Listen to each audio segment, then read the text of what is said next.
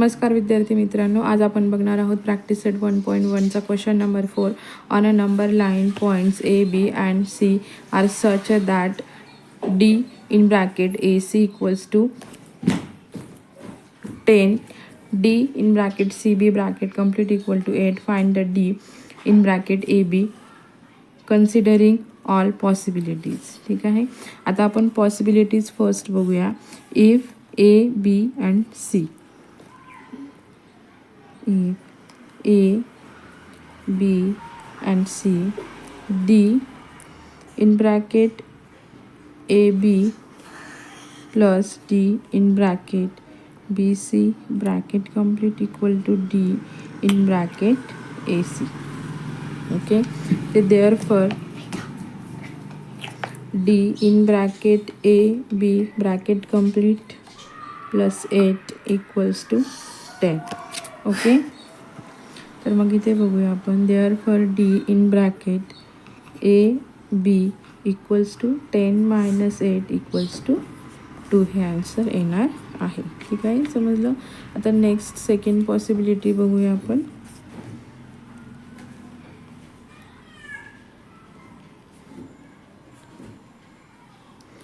Second, if A C B D in bracket AB equals to D in bracket AC bracket complete plus D in bracket CB bracket complete.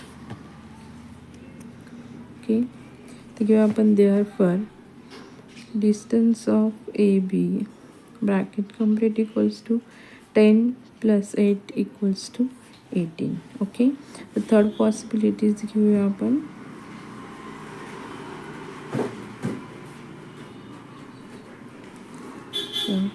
If A, B and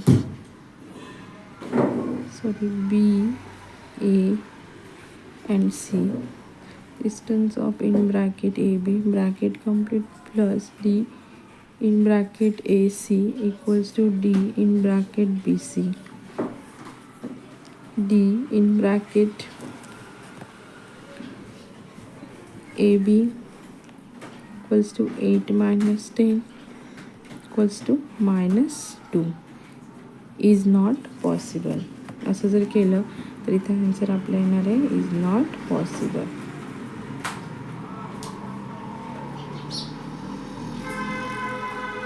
okay, मग आपलं final answer therefore in bracket A B equals to 2 and 18 हे येऊ शकतात. ठीक आहे, समजलं.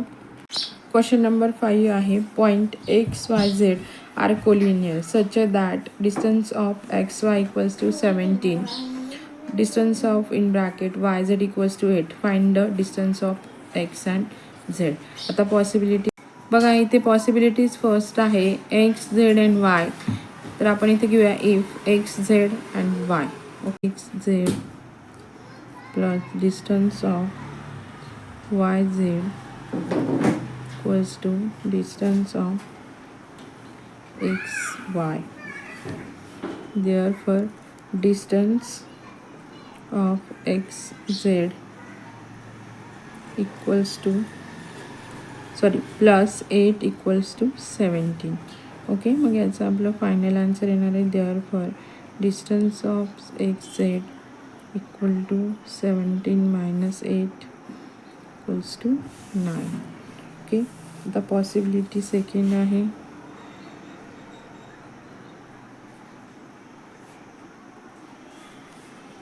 If x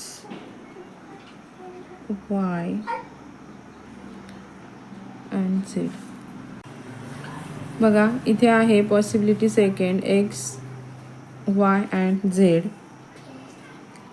ठीक आहे, आता इथे घेऊया distance of in bracket X Y plus distance of in bracket Y Z equals to distance of in bracket x Z. Therefore 17 + 8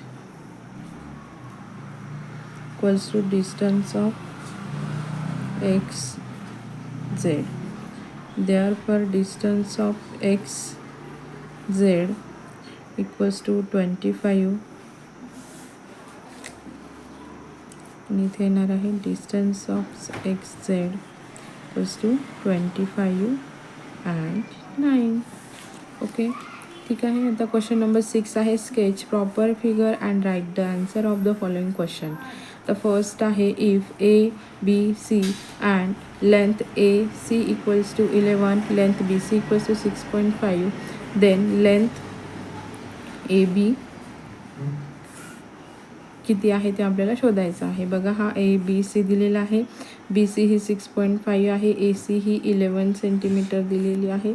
11 आहे, मेजरमेंट आपल्याला दिलेलं नाही आहे. ठीक आहे.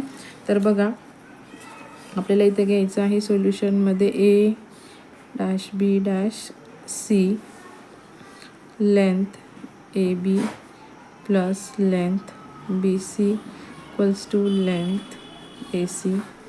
Therefore length AB plus 6.5 equals to 11. Therefore length AB equals to 11 minus 6.5. Okay, therefore length AB equals to 4.5 हे answer येणार आहे. त्याच पद्धतीने बघा, सेकंड नंबरचं एक्झाम्पल आहे if R dash S dash T and length S T equals to 3.7, length R S equals to 2.5, then length R T find out करायची आहे आपल्याला. बघा, इथे R dash S dash T, therefore length R T equals to length R S plus length S T. इथे R S ची 25 दिलेली आहे, S टीची 3.7 दिलेली आहे. आपल्याला मग टोटल आर आणि टीची लेंथ फाइंड आउट करायची आहे. बघा, इथे therefore length R T equals to 2.5 plus 3.7, therefore length R T equals to 6.2. म्हणजे आर टीची जी लेंथ आहे ती आपली किती येणार आहे, 6.2. समजलं सर्वांना. बघा, क्वेश्चन नंबर 3 आहे X Y Z and length X Z equal to 3√7 and length X Y equals to √7, then length Y Z equals to what. तर आपल्याला हे फाइंड आउट करायचं आहे. बघा, इथे घेऊया आपण इथे x dash Y dash Z, therefore length X Y plus length Y Z equals to length xz. Therefore √7 plus length yz equals to 3√7. Okay, ते घेऊया आपण आता. therefore length yz equals to 3√7 minus √7. ठीक आहे. बघा, आता 3√7 मधून एक √7 मायनस झाला तरी ते therefore length Y Z equals to 2√7. ठीक आहे. समजलं सर्वांना. 7 नंबरचा आपला क्वेश्चन आहे which figure is form by 3 collinear points. आता बघा, ही फिगर मी इथे ड्रॉ करून घेतली आहे, triangle A B and C. Okay, आता इथे आपण आन्सर लिहूया. Triangle is formed by 3